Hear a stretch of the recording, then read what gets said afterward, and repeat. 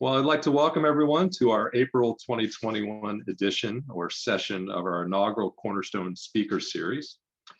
My name is Ken Kahn. I'm Dean of the Monte Ahuja College of Business, and it's a pleasure to serve as your host today.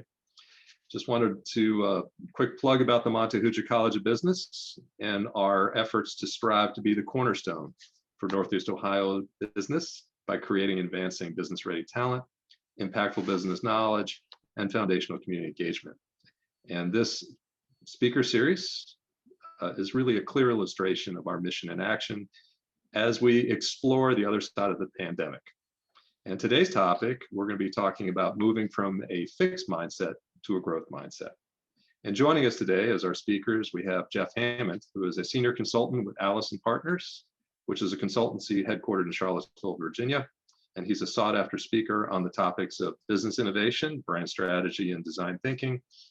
Geoff's background includes serving as a lead consultant for Play, a creativity and innovation consultancy, a brand manager for Philip Morris, and an innovation director with Profit Brand Management, a leading brand and innovation strategy firm. Russell Wilson is an experienced digital change navigator for Mars Global Services and its Agile capability function. A skilled Agile and project consultant within the CPG industry, Russell is passionate about the way in which organizations transform through people and new technology, and how best to enable teams and individuals to realize their potential against ever-growing complexity and volatility. Gentlemen, welcome and thank you for your time today. Thank you. I will temper the sought after speaker because I think that sets an expectation that hopefully I'm able to meet, but I don't want to exceed. I don't want to set an unrealistic expectation. So I'll iterate the quick introduction by Ken. My name is Geoff. I work for a small consulting company in Central Virginia. I am based in Richmond, so just east of Charlottesville. And a lot of the work that I do is around leadership development and particularly focused on teaching design thinking behaviors. So the theory is design thinking, which is a wonderful problem-solving approach traditionally used by designers and new product developers. The idea was, what if we could equip business managers with those same skills? So we have been teaching leaders within organizations a design thinking approach where we typically pick a cohort. The cohort identifies a challenge. We apply the design thinking approach to the challenge and teach them design thinking and leadership behavior simultaneously. So that is the extent of my expertise. And I'm going to share, as Ken mentioned earlier, this idea of a growth versus a fixed mindset. This is rooted in research from a professor out of Stanford. Her name is Carol Dweck. She wrote a book called Mindsets. And I, in the organization I work with, became interested in this years ago. I'm partially affiliated, or my company is, with the Batten Institute out of UVA, which is one of the centers of excellence around innovation and entrepreneurship. So we were doing our own research around innovation behaviors of entrepreneurs within organizations. And we came across or were familiar with Carol's research, and they aligned really well. So I'm going to use Carol Dweck's research around mindsets as sort of the foundation today. And then Russell will kind of give you the real world application at Mars. And I'm going to talk about this as an introduction of a leader within an organization.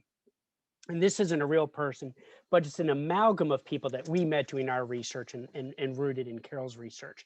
So I want you to imagine George is a graduate of a prestigious engineering school. He's now joined an organization, and George's career aspirations are to be a chief operations officer one day. He really wants to just be the best engineer he can within an organization. And we think about George along his career path in a stable environment. And he has this outlook that when I do the job right, I'm going to get an A. I'm going to receive and exceeds expectations on my performance evaluation. And because of this, he's able to limit uncertainty. I want to focus on my expertise within engineering and try to reduce any ambiguity in the marketplace. Because of that, he selects progressive new experiences that helps him build his expertise and help him on his way to become a chief operations officer. Based on that selective progression of new experiences, he develops a very deep repertoire. He is the go-to expert. If you have a question around engineering, George is your go-to person. And because of that deep expertise, he's able to consider projects and stakeholders very objectively. There's a lot of precedent and expertise upon which he can base his recommendations and solutions on. And because of that expertise, he's able to focus on a few clear ideas and reduce risk or uncertainty within those ideas with research and data, and make very calculated investments. And based on those calculated investments, make very consistent progress. And all of this within a stable environment confirms when I do the job right, I'm going to get an A.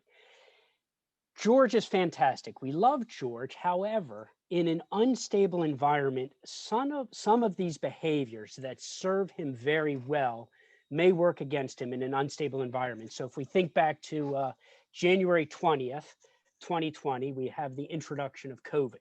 This is now an unstable environment.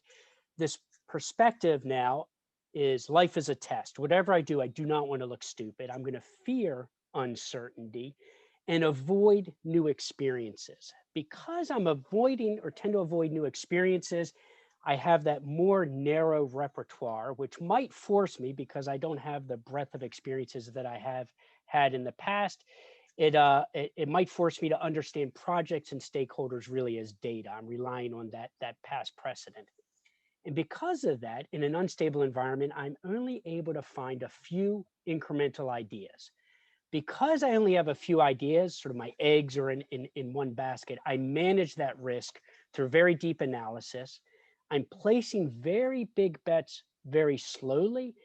And because of that, I have the perception of failing more often in new or unfamiliar situations. And this confirms in an unstable environment that this idea of life is a test, whatever I do, I don't want to appear stupid. And what Carol called this was the fixed mindset. And I want to pause here because the fixed mindset is absolutely fantastic. Oftentimes when I share this, the perception is I'm vilifying the fixed mindset. It is through expertise that if I think of an organization, I am able to maximize my efficiency. Because of that maximized efficiency through my expertise, I'm able to have a greater margin, and I'm able to invest that margin in growth. So the fixed mindset is fantastic. The intention of sharing this is, as a leader, I want to be aware of what mindset am I approaching a situation, in what way am I approaching the situation, and what is the nature of the situation. So I'm going to introduce another manager. I'm going to call her Gail. And Gail has a perception of life as a journey of learning. So this is her outlook, whereas George's was life is a series of tests. I want to get an A, and when I get an A, I do really well. With Gail's perception, I accept uncertainty. Because life is a journey of learning, I'm going to try to go out and seek out new experiences. And based on the breadth of these new experiences, I'm able to build a broad repertoire. It's not nearly as deep as George's, but there's a breadth of perspective there. And that breadth of perspective helps Gail think of stakeholders from an empathetic standpoint, so more than just data. And because of that, she's able to detect multiple hidden growth opportunities. This idea of empathy, and this is part of design thinking, is how do I use empathy to identify unmet needs or preferences of a stakeholder group and build real insights. Because she's able to detect those hidden growth opportunities, she applies another design thinking approach, and this is this idea of very rapid prototyping. How can I be ruthlessly simple and low fidelity and treat these prototypes rather than a validation, but more of a learning? And then based on those learning, how do I iterate or refine? And because of that, Gail is able to place many small, inexpensive, low fidelity bets very quickly. Because she's placing a lot of small bets, she has the impression of making consistent progress. She is most likely, quote unquote, failing as often, if not more than George, but because these are very low risk bets, it's the appearance of not failure. And this confirms for Gail that in a stable environment, life is a journey of learning. Therefore, I want to seek out these new opportunities. And what Carol called was the growth mindset. So Carol Dweck introduces these two mindsets, the growth mindset versus the fixed mindset. a lot of her research says the good news is the mindset is malleable. It's not like I'm 50, because I'm 50 years old, that doesn't mean I am now set in a particular mindset, that I can adopt behaviors that support one mindset or another. She did early research with elementary school children. So if we imagine I have 54 participants in the session right now, if I were to divide us in half, part of her research was giving an arithmetic test. Let's say it's long division. She would administer a test to everyone and give feedback. So let's say this half of all the participants on the call, the nature of the feedback was, you did fantastic. You got every answer correct. You certainly know long division. The feedback for the other half of the class was, I can see where you struggled here, but I'm really impressed in the way you worked through the problem. And I can see in the margins, the way you practice different things. I'm very impressed with you. So her research based on the feedback that she provided these students. When it came time to move to the next lesson, those students that received the set feedback, you got a 100 on the test, fantastic. They were reluctant to try something new. But those students that received the positive reinforcement and recognition of the effort they put into it, they were ready to try something new. They were excited to try long division or decimals, that type of thing. So the good news is the behaviors are malleable. If I were to compare and contrast, and I was going to open the floor to questions, but I'm going to save this for the end. If I were to compare and contrast the mindsets, my key takeaway is it is not one size fits all. That is often the impression is, should I adopt, I am a George, therefore I'm a George, or a fixed mindset all the time? I would say, no, I think oftentimes as humans, we're really good about anticipating the situation and making sure we're flexing the type of mindset to that. If I were to think of the characteristics that describe the fixed mindset, I would go back to that idea of life is a test, and whatever I do, I don't want to look stupid, and really relying on that past expertise.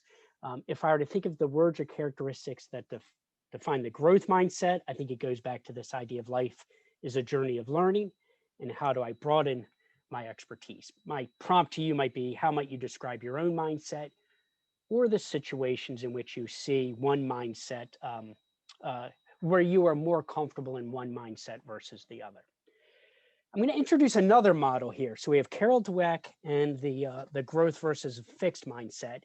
This is from David Snowden. He's a management consultant out of IBM, and he came up with this model I'm a really big fan of. It's called the Kinevin Model. And what this is that it is a sense-making tool that leaders can use as they start to encounter or experience different situations.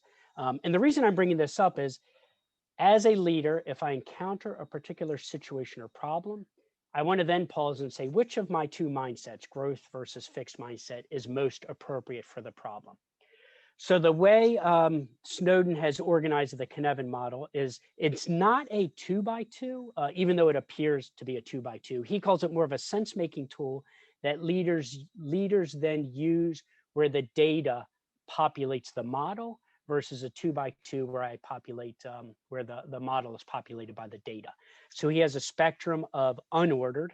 This is a description of the situation I as a leader might find myself in, to ordered. And I'm going to use COVID as an example here. So January 20th, 2020, we entered in the US a place of disorder. This was uncertainty about the context of the situation. We have our first positive case of COVID in the West Coast, and we're just not quite sure how to address this. Some leaders thought, well, if we have one or two cases, we'll isolate those. This will be done in 2 weeks. If you remember, a lot of the language back there in terms of creating certainty was, how do I flatten a curve, all the way to how do we start to explore an idea of a strict lockdown. So part of this is trying to make sense of disorder or an uncertain situation. And what Snowden introduces are 4 quadrants. So imagine if I were the president of the world. I'm not going to just say the president of a company or a president of a country or a company. I'm the president of the world. This new thing, COVID, has emerged. I now need to make sense of this very uncertain situation.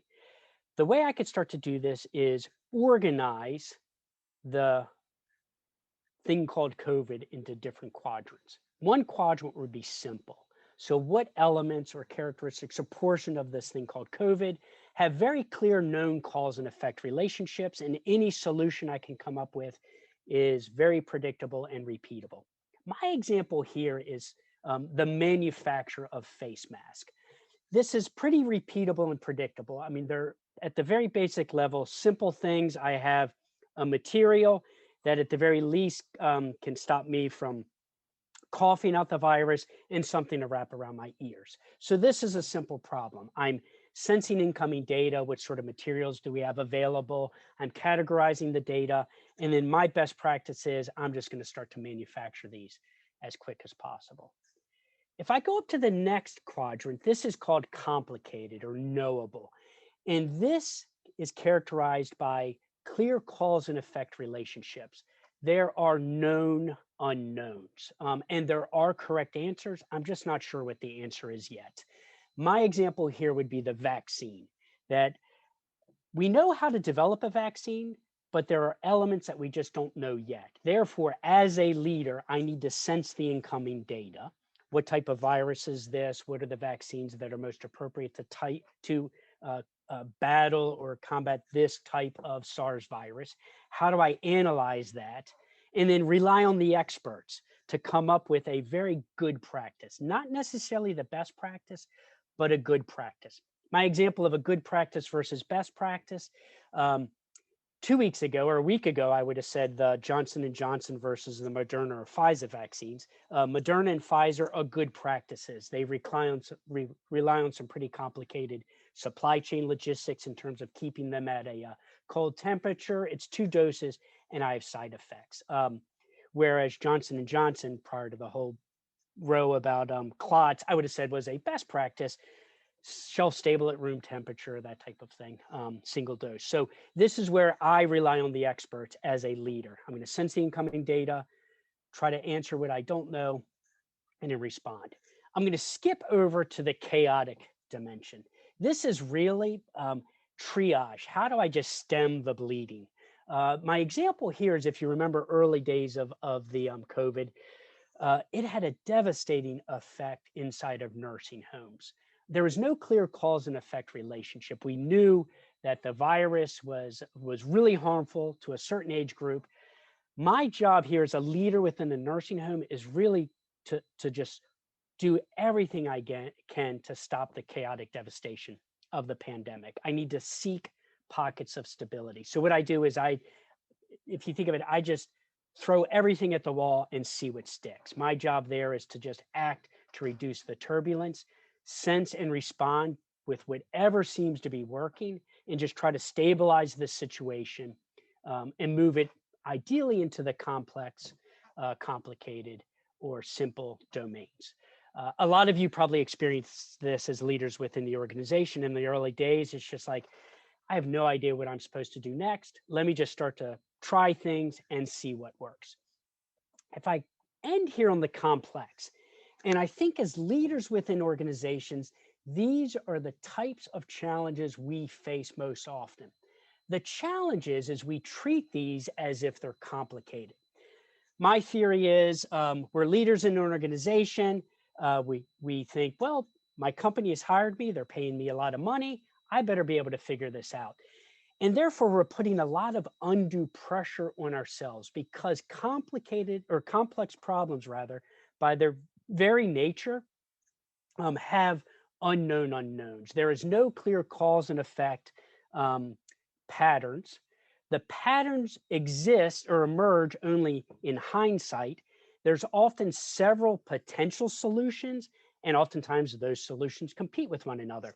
If you think of traditional complex problems that you might be working with as a leader, it might be innovation versus efficiency. There's a tension there. There's not a single right answer.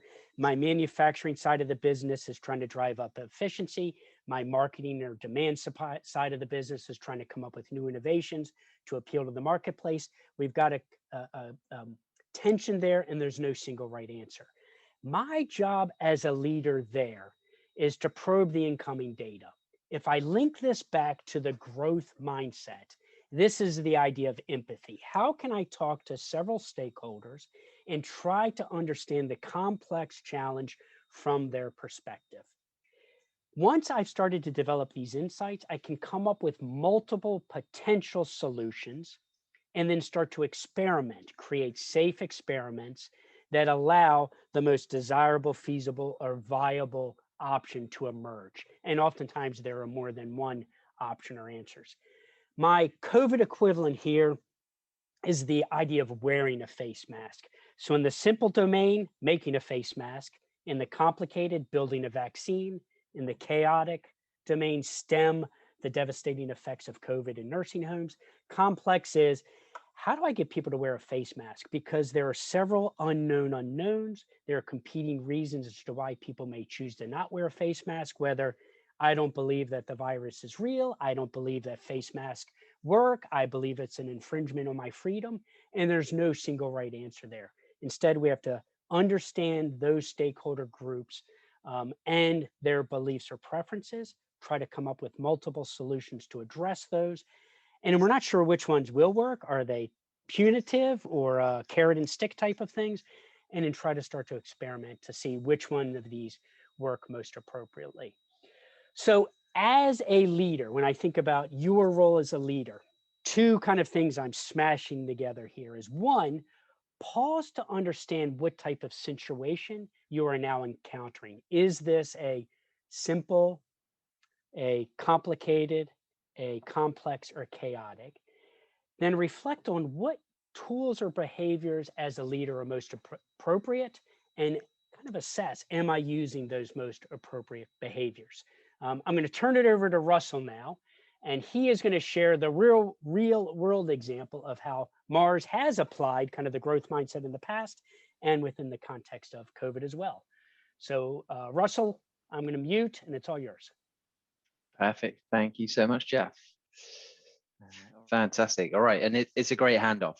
So the behavior and tools are, a big part of a lot of investment by Mars over the last couple of years, and it's one of the areas that I've been kind of taking a lead in for Mars and Mars Global Services. So if you've ever had a Snickers bar, if you've ever bitten into some M&Ms, ever given your pet some Sheba, Caesar, Whiskers, Pedigree, all those brands are produced by Mars, and behind the scenes, similar to the Nestle's and P&G's of the world, is the Mars family and the wider Mars organization. So really pleased to be able to be here today and talk to you guys about moving from a fixed to a growth mindset. And this has been a really important journey for our company and many others in the CPG, FMCG sector as well. Also wanted to be able to share some learnings during our own journey. So in the spirit of growth mindset, reflecting upon some things that have gone well for us the last few years and some things that have been a little challenging. So I want to rewind the clock a little bit, kind of before, even before the pandemic. So if we kind of head back to the 70s and 80s even, one of the functions that I work within is called business change, and we effectively support the organization in translating strategy to business as usual. So we break down big portfolios of work into programs of work, into projects of work that transform and continue to drive business forward. So lots of complex change, sometimes chaotic change, sometimes some more simple change, but we're moving through those blocks of change as an organization all the time. So rolling the clock back to the 80s, 90s, the way we did that was very much more predictive than it is today. So we lent on what's known as predictive planning, where as an organization we made fairly big bets. We talked about the size of the prize more often than not. Our projects were multi-year, sometimes even 4 or 5 years long, very complex, sometimes mega projects. And we built those upon accurate forecasts that we could rely upon, that we trusted, were built on year-on-year models, kind of role modeling the seasons. So if we were planning Christmas in 1999, it was pretty much based on Christmas 1998 and a little bit extra. There wasn't too much disruption in the markets. We had fairly stable consumer trends, and the full picture across kind of all of our brands and portfolios was relatively well understood and known. And we had good confidence that what was coming up we could plan for and deliver against. So we would very much shape our projects, programs, portfolios in line to meet targets that were based around that forecasting and modeling. So if we kind of connect this to what Geoff's just been sharing with us in the Kinevin model, this was kind of sitting on the side of what was knowable, what was known, and what was ordered. So we had a lot of trust in the data and the information and the models. We had a lot of confidence, and that enabled us to effectively place these bigger bets, organize our resources around these larger projects, because we had more of a guarantee that this would be how it played out. So we had a good idea of that. And at the time, a fixed mindset was absolutely great at supporting the follow through for that. So project managers and change managers all very much learned the formula of project management, of program management, and it became a nice hearty engine of translating strategy into business as usual and moving the business along year after year in line with the trends, etc., of the markets. So at the time, fixed mindset, absolutely relevant and useful. And to build upon one of Geoff's other points, still very much useful today. So Mars isn't completely an organization full of growth mindset. We do also encourage a fixed mindset as well. It very much depends on the challenge or opportunity that is in front of us. So if we have a more simple, less complicated challenge, we won't put a growth mindset around that. We won't look to be as iterative, because we often know what we're doing when those conditions are right. So really important to know that a growth mindset is mindset. So that was for us and most other CPG and FMCG organizations, most of the kind of 70s, 80s, 90s. Some instability, but the birth of project management and how we manage and drive change are very much built upon big bets and kind of large cycles of project management, program management. As we get into kind of the technology revolution of the 2000s and through 2010 to today, that approach has been much more challenging, and it's been much more challenging because the markets are less predictable. There is more volatility. There is more emerging technology. There is more rapidly evolving consumer trends. There is a lot happening at any given time. And I kick myself because I never remember where this quote was sourced, but I love it and it's always stuck with me. And it is that the pace of change we feel today is the slowest we'll ever experience. And that's something that kind of carries through the organization when we think about change and running projects, etc. And it's a very exciting prospect that things are going to only speed up and only change more so. So the last 20 years, predictive planning has been suffering because those big bets based upon stable markets haven't been paying off as well as they used to. And so we have to adapt and we have to remain competitive. And we need to find new ways of creating value, delivering on our customers and associates' expectations. So we still continue to strive to translate strategy to business as usual. We still operate through portfolios of work, programs, and projects of work to deliver change. But the internal DNA and makeup of how we do that has been rapidly changing, especially in the last kind of 3 to 5 years. So we see ourselves making smaller bets. We are running shorter projects and programs. We are leveraging advanced modeling from advanced analytics and machine learning, data, because our markets are much less predictable. Our consumers are much less predictable. Our customers are less predictable. And so we have to be able to pivot much more quickly. We have to be able to adapt to the needs of our customers. And so these longer, larger projects that, imagine you set up a project today to deliver a new product in 2 years' time. How do we know what the world's going to want in 2 years' time? How do we know what trends are going to exist, what technologies are going to exist? And that can be a scary prospect. So what we like to do, more so where we can and where it makes sense, because again, this all comes down to appropriateness, is make those smaller bets, learn, and then scale up our efforts based upon what we learn, what we hear, what we understand from the market. So very much a more iterative and responsive approach to delivering change. And again, if we come down to the Kinevin model that Geoff shared, what we can see in our challenges and opportunities now within Mars in translating these projects and programs is that the environment in which we manage change is rapidly shifting across from the knowable and known into the complex and sometimes chaotic. And so we need a different mindset, we need different tools, we need different techniques to be able to handle those opportunities and threats as they arise. We still, of course, deal with known and knowable challenges, but more so and more so, the challenges are complex and chaotic. And in a growth mindset, we're able to adapt quicker.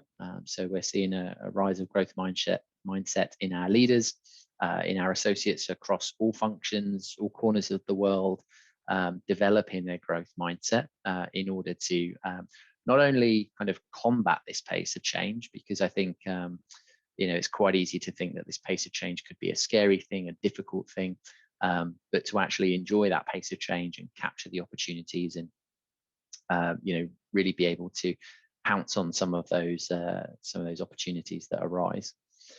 So we've moved from predictive planning to adaptive planning as a general trend over the last kind of 20, 30 years. But more recently, part of the work that I've been leading has been in kind of responding to VUCA. So adaptive planning, I used a couple of these words a short time ago. VUCA describes the complexity, the volatility, ambiguity and uncertainty of kind of markets and the environment around us as we work. And our good friend Charles Darwin gives us a quote here that it's not the strongest species that survive, nor the most intelligent, but the ones most adaptable to change. So we strive as an organization to be adaptable to change. We started our journey a couple of years back, and I think that put us in really good shoes and a great place to adapt to change as the pandemic arose. Obviously, we shared many challenges as many others did as well, but I think because of our investment and development to be prepared in a growth mindset and have the ability to learn, adapt, and pivot very rapidly, we were able to weather some of the storm. And what we've been doing the last couple of years is we've been driving a movement called Usercentricity. And that's made up of two parts. I look after half of this. So another team work alongside delivering design thinking for Mars. And this really is framed to find the right problem to solve. So we don't want to make progress based on assumptions. We want to make progress based on known needs and gaps. And then for Agile, we want to solve the problem in a right way. So I'm also by role an Agile capability lead for the organization. And this is about empowering associates to understand more about Agile ways of working. And that very much lends itself to a growth mindset. And this is really important for us in our newly formed purpose that we released a couple of years ago. And it's very much how we do business today is evolving. And this is where we're finding great benefits from more of a growth mindset in our associates. So I wanted to wrap with a couple of learnings in kind of, what we've experienced to date. And I think, one of the obvious ones that comes to mind is that, growth mindset is an outcome. And so there are many ways in which you can develop growth mindset as an organization, many kind of different initiatives you could set up. We've always quite purposely tried to keep it simple. There's lots of balls to juggle in an organization of our size, and so keep it simple is really important. So the two that are enabling growth mindsets for us are design thinking and agile. We also want to learn from change management because our line managers are the greatest vehicle for messages of change. And so, really kind of unlocking that community to support and foster a growth mindset environment for all of our associates. And then finally, I pointed this one out earlier on. Often when working on capabilities, we look at the need to survive. But actually, and this was a learning for us that, we very much went down this route and almost got caught out staying there too long. But we recognized it just in time and started to, reframe the positioning of agile ways of work in design thinking to not only survive in a VUCA world, but actually to thrive. And I think we're now going into some questions because that's it from me. And thanks for taking the time to stop by and listen. I'd like to thank Geoff and Russell for their thoughts. And at this point, we are going to open up for questions. Feel free to use the chat function or the Q&A function to ask any questions of our speakers today. We've got one question we'll start with. And what are some of your recommendations around how companies can instill a growth mindset in their organization? So if we've got some folks in companies here in Cleveland and around Northeast Ohio, what would be some thoughts in terms of how can they start down the path to start embracing a growth mindset, looking at complexity and issues that are dealing with uncertainty, the volatility you bring up with the VUCA model? What are some recommendations for companies in taking some steps towards addressing these issues? Russell, I'll start. I mean, you keep me honest. One of the things that I'll often caution against is this idea of the growth fixed mindset as almost like a panacea. With my background in design thinking, I can fall into the trap of every problem looks like a design thinking problem. So I would say, one, make sure that the behavior is appropriate to the business. Then I would say the biggest, when we were doing our research, the biggest benefit in terms of instilling a growth mindset, we kind of had this term fire from above. So if I'm a line manager, is my manager giving me permission or creating an environment where I can place those small bets under the radar, where I can take time to reach out and go talk to or engage with my users as close as possible. And this isn't, for example, it's not fielding enormous research studies. What I always tell folks is go talk to 6 people that are your stakeholders. If, for example, if let's say I'm in a manufacturing plant and I'm trying to increase safety measures, I should go down and talk to the operators. If I am a hotel manager and I'm trying to figure out better ways to enhance the guest experience, I should go check into the hotel as if I'm a guest or talk to guests.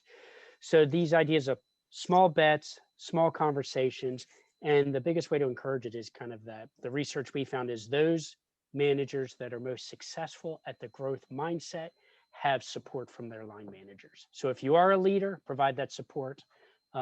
If you're not a leader, try to negotiate that support with your line manager. Absolutely, and I think if I was to build, Geoff, foster a culture of learning. So we are often in organizations very driven towards the results, the pursuit of completing the what, our to-do list. But we're we're by no means perfect, but we've made leaps and bounds progress towards learning. Again, many ways to do that. So pick your poison. Yeah, fostering a culture of learning, really useful to build perspective and drive that growth mindset. I've never heard the term Gemba, Russ. I'm sure you have. I think you have a deeper expertise in agile, but observe, communicate, cooperate, recognize, solve the problem. I had to Google it. Yeah, Michael had absolutely. put this stuff up there. So yeah, this is something we've done with one of our clients that has high manufacturing. He was like, just go out on the floor and observe, and you will be pleasantly surprised at how much you can learn right from your stakeholders, whether it's operators, users, that type of thing. So we've got one question that popped up on our Q&A. I don't know if you've got it open, but it's, how is the growth mindset useful to the entrepreneur starting a business versus growing an established business? Interestingly, the growth mindset is most often associated with entrepreneurs. The other research we saw sadly was, if let's imagine if I'm an associate with an organization and I have a strong preference towards the growth mindset, eventually the organization is kind of rejecting me. That's why we think it's important to have that leader support. So I would say the growth mindset really lends itself to the entrepreneurial approach. I teach a class at University of Richmond here in town, and part of it is focused on entrepreneurship. And it is this idea, it's an undergraduate class, and this idea of, and I think it aligns well with a lot of the design thinking principles, empathy. Let me try to identify an unmet need or preference. Invention, how do I come up with many potential ideas as possible, not just one great solution? And then innovation, how do I learn my way to the ideal solution?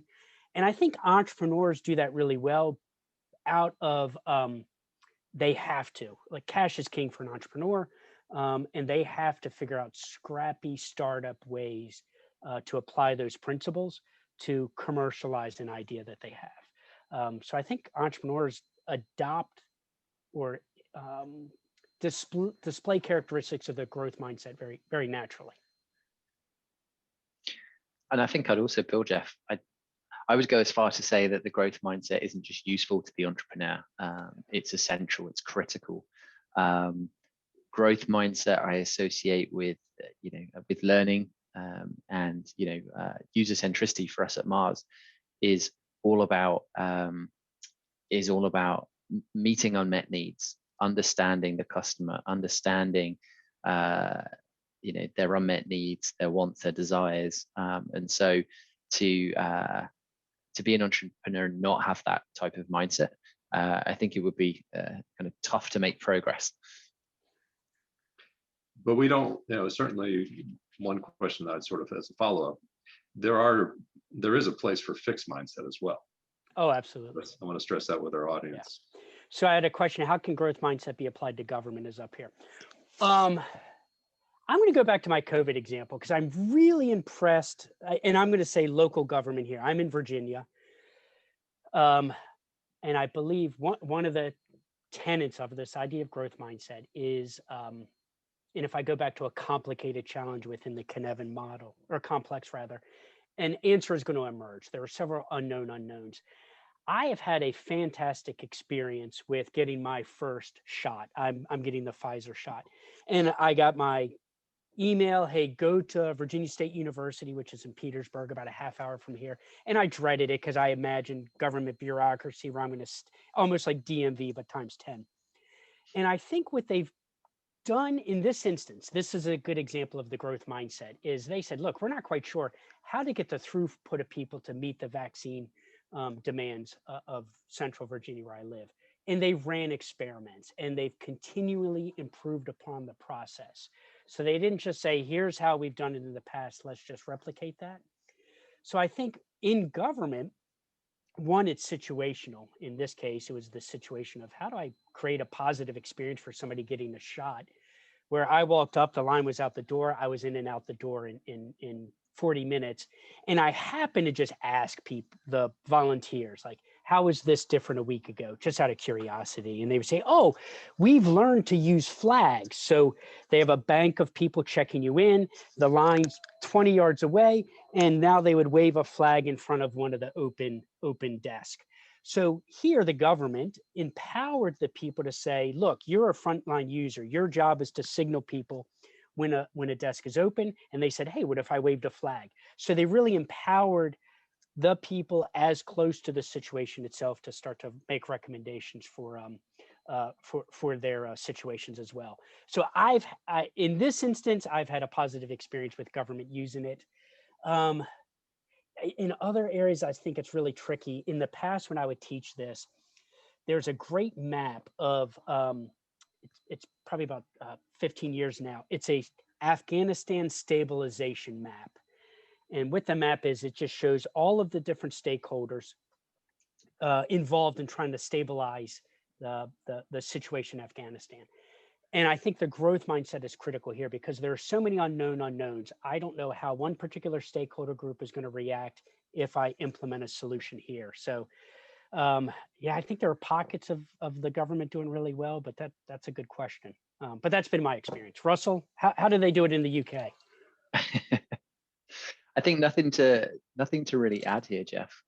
Other than what springs to mind is, in terms of how we could do it, or probably how it's been done in your example is, I think for things that are kind of complicated, the question is, okay, how do we do this? And then we, collectively bring experience in and we formulate a plan, often based on what we've done before. Now, when something happens where we've never had to do it before, we start thinking quite differently. And that can be really empowering. One question that we ask all the time in Mars is, how might we? So, when faced with a challenge, a fixed mindset could say, how do we do this? And it's, okay, off we go. These are the ideas. This is what we've done before. Whereas a how might we starts to encourage, okay, well, this is the way we could do it. What about this? And all of a sudden, you're kind of broadening your horizons. So Riley has asked, how do you overcome the fear that often paralyzes organizations from a willingness to make the necessary decision or change to pursue growth? Russell, you've probably dealt with this one. I'll let you. This one went straight to the heart. So yeah, I think especially for an organization like Mars, large organization, we think big and we like to act big. And unlike a kind of a startup, we very much run into that paralysis of, okay, so how do we do this? What if we fail? What might it cost us if we get it wrong, et cetera, et cetera. So yeah, that fear is very real. One of the things that we're pursuing with Agile, we call it our essence of Agile at Mars, is that we still want to hold on to that kind of culture of thinking big and getting together, because that's what makes us Martians. It's part of our DNA. We still want to think big, have big, bold ideas, and we still want to get together and share kind of perspective. But then the key for us is start small. And this has been such a light bulb moment for so many teams, so many parts of the business. Start small. And when you think about, okay, well, what does start small look like? Actually, it's a lot less scary. It's a lot less expensive. You're a lot less exposed to risk. And so, whilst it might not be the multi-million-dollar, benefit project that, was the first conceived idea, actually, if we start small, test and learn, think about scaling up at a later date, we can learn a lot along the way. Still pulling cash, still benefit. But as I say, the risk exposure is a lot smaller, and the real big win is that we get started. And when we get started, it feels good. We get out of that paralysis, and we only build confidence from there. Or we hit a number of roadblocks, and actually we learn that this isn't the direction we want to go down, and that's okay as well. So we avoid kind of just being locked up. So start small is kind of the light bulb phrase for us in Mars at the moment. Matthew asked in the chat box, are you saying that organizations need both fixed and growth mindsets? Yes. the harder part of the question is, how do you keep people who you need to have a fixed mindset from not feeling outdated? I'm going to share my screen here. This is a model that I'm a fan of. I'm a huge fan of models. There's a quote, all models are wrong. It's just choosing the least wrong. This is from the Innova Group, and they have something called the Adjacency Model. My vertical axis is newness to the market. So let's say I'm a company, I need to compete by continually providing value to the marketplace. And the level of newness or innovation to the marketplace can be either incremental or disruptive. My horizontal axis is newness to the company. So I might come up with an idea that is just so radical to the organization that the organization rejects it. If I think of like self-driving cars, a lot of that technology emerged from outside of the organization because traditional automotive organizations were built on kind of a model of I drive a car. So you would see like Google and some of those other larger tech firms were the early pioneers in. I would say, how do I keep those folks that I need for a fixed mindset to not feel almost like the dinosaurs?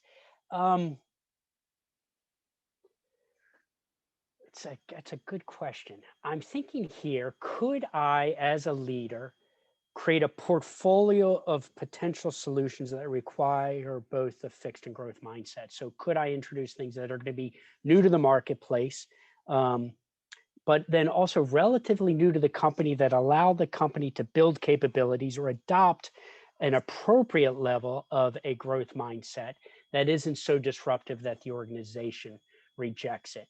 I think in these instances, if I look at the parts of the organization where a fixed mindset is really appropriate, I think it is the standard operating procedures where best practices are appropriate. It could be manufacturing, finance, that type of thing.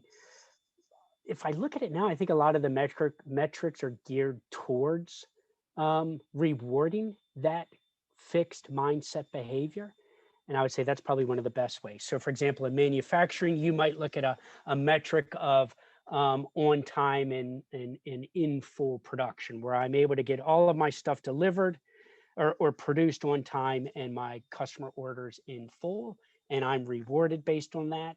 In which case the fixed mindset is really celebrated. I don't want to reinvent the way I create a product or the way I get my product to market every time I do it.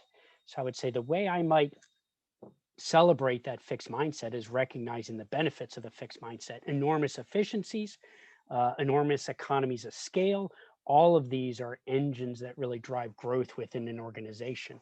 I think when it becomes problematic is when I suddenly face an unstable environment. So hopefully that helps answer. Can you engage those working in the fixed mindset to inform those in the growth mindset and reward useful feedback? I might even say, rather than think of it as, for example, Russell has the growth mindset and I have the fixed mindset, and therefore Russell and I are constantly at odds, I would say Russell and I both have dimensions of both mindsets. So for example, I teach a class at the university. Once I've built my lesson plan, I want to try to keep the fixed mindset because it would be exhausting for me to reinvent each week or each semester what my curriculum is. However, if I encounter a new model, let's say the Kinevin model, or I encounter a new situation or technology in the marketplace or something for my students, I want to then adopt the fixed mindset that allows me to adjust to that new need. So I think you have one is, how do you encourage the behaviors, the two behaviors in an individual? The first way I do that is giving people permission to pause and say, what type of situation am I encountering and what's the right behavior? The other, and I think it might be trickier, Russell, you could probably speak to it better than I could, but allowing those two groups to collaborate. It might be my fixed mindset comes up with an idea, inherent in the idea or assumptions. Can my growth mindset help me test those ideas?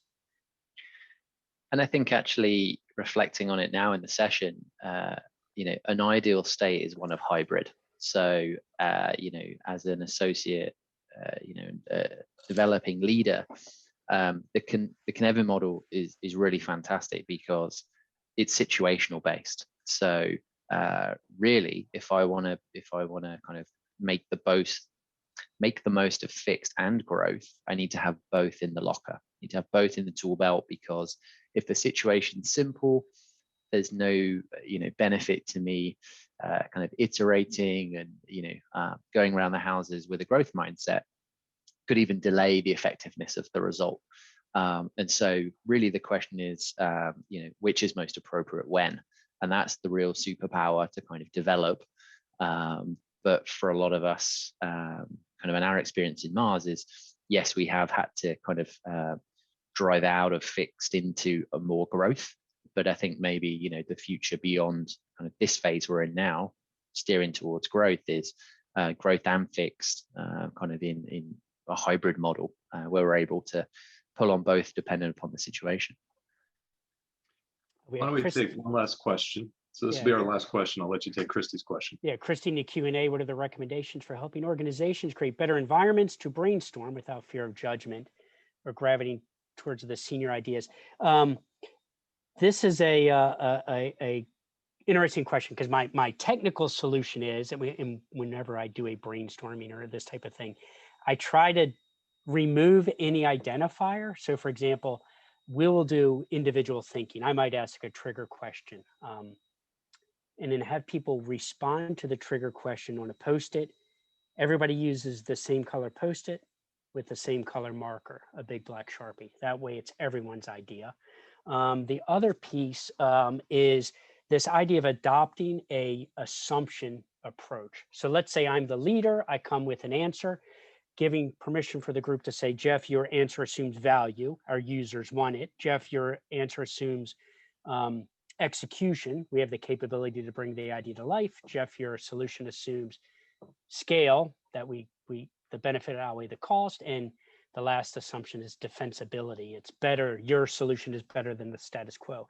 By using that type of language, rather than say your idea is stupid because we can't do it, to say your idea assumes we have the capability to do it, I can then go test that idea.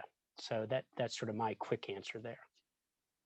We have possibly a silly one to end on. So we have a little acronym within Mars when we facilitate sessions and have workshops that we want to avoid the hippo in the room. So the highest paid person's opinion, to kind of encourage diversity of thought.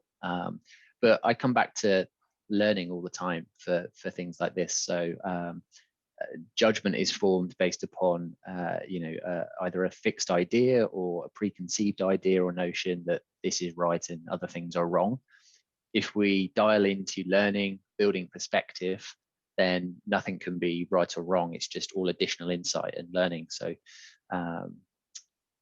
that can be quite empowering, as well as avoiding hippos. Well, gentlemen, I'd like to thank you for your time. I'd like to thank Geoff Hammond from Allison Partners, and also Russell Wilson from Mars. And also Russell, forgot to mention, but thank you for joining us from the UK. You're actually in the suburbs of London, so I hope the weather's nice in London in spring. I'd like to thank everybody for joining us today. Really great discussion. I'd like to remind everyone about our next session. We will be having it on May 11th, and we will continue our discussion about the other side of the pandemic, where we talk about the theme of resilience. And specifically, we will be having Dr. Tracy Porter from our own Monte Ahuja College of Business, and she will be talking with Dr. James Stoller, who is with the Cleveland Clinic. So everyone, hopefully you can join us on May 11th, and I would like to thank everybody again for joining us today. Everybody have a very good rest of the day and rest of the week. Thanks. And if anybody has any questions, shoot me an email. I'm on the invite, I think, so always happy to hear from folks. And Ken, thanks for the invite, and thanks to everybody. Thanks, everybody. Take care.